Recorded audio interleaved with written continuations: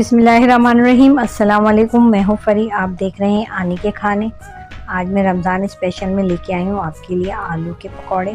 तो चलते हैं अपनी रेसिपी की तरफ। मैंने आलू को पहले से काट के भिगो दिया है पानी में। देखें इसको, ये देखिए आलू को ऐसे पतला पतला सा हमने काट लिया है।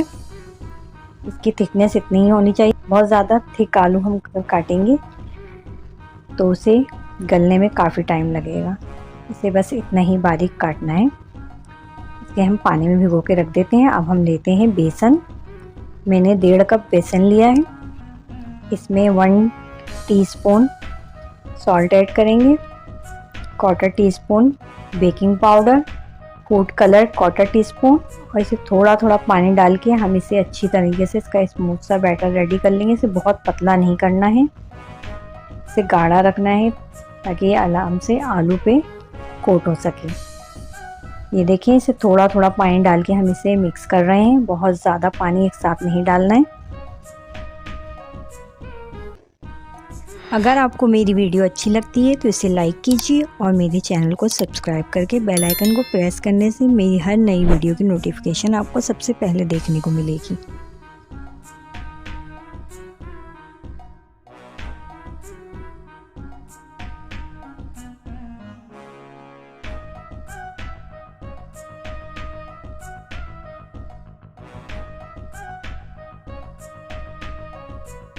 ये देखिए, इसकी थिकनेस इतनी ही होनी चाहिए।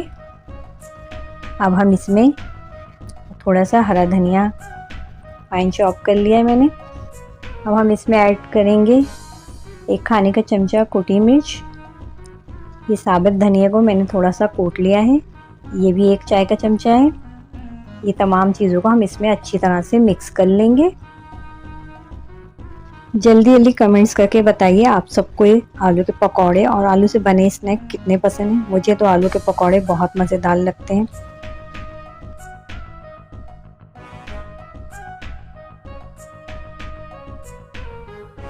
ये मिक्स हो गया है।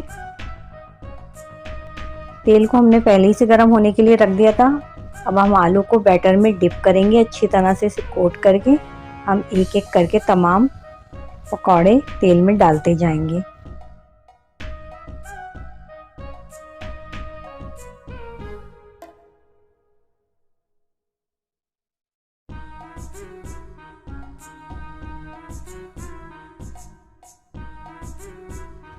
और इसे 1 से 2 मिनट तक बिल्कुल भी टच नहीं करिएगा और इसे स्लो फ्लेम पे हम 1 से 2 मिनट तक पकाएंगे ताकि आलू अच्छी तरह से गल जाए।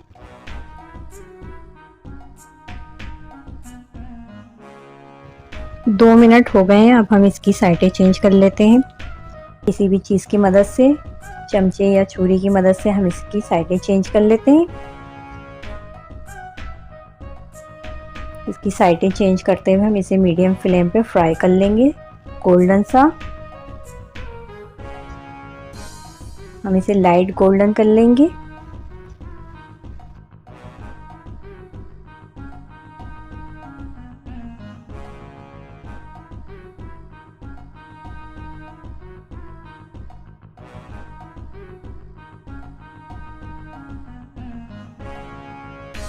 ये देखिए कितना अच्छा सा कलर इसका आ रहा है।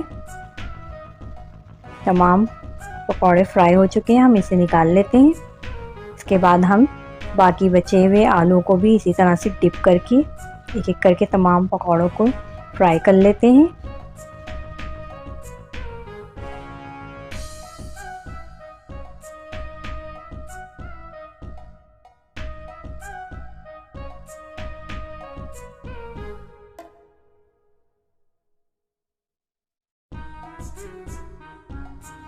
ये तमाम पकौड़े रेडी हो गए हैं। मज़ेदार आलू के पकौड़े रेडी हैं।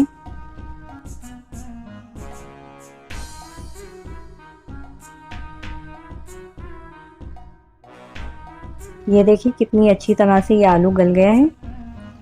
ज़बरदस्त मज़ेदार सी रेसिपी रेडी। आई होप आपको मेरी रेसिपी पसंद आई होगी। मिलते हैं नेक्स्ट रेसिपी के साथ। अल्लाह हाफिज़।